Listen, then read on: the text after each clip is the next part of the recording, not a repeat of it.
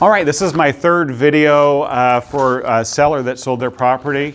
And what I'd like to talk about today is the appraisals. So chances are if your buyer is getting a mortgage, an appraisal is going to be required. What's an appraisal? That is when basically the lender hires an independent appraiser to come out and take a look at the property to make sure basically it's a good investment for them.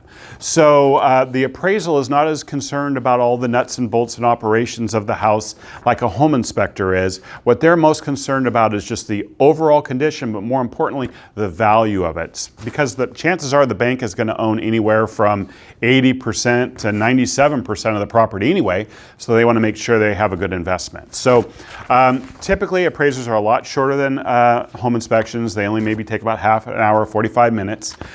Usually the appraisal is not even ordered until after we clear the home inspection because we want to make sure we're on track with the transaction. So how the process usually goes is we'll get a phone call after the home inspection, and then they'll ask to schedule an appraisal.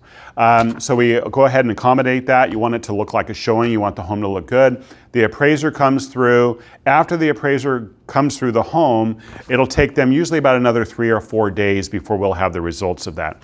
Obviously, we want the appraisal to be the value of the sale.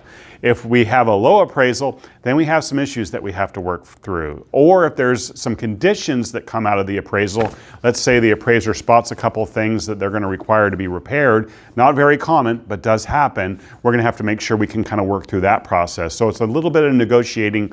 Once again, not as common. Low appraisals are not common, but if there is a low appraisal, what we have to do is we have to reach some sort of agreement with the buyer on the difference between the sales price and the low appraisal. So it's important that we kind of work our way through that.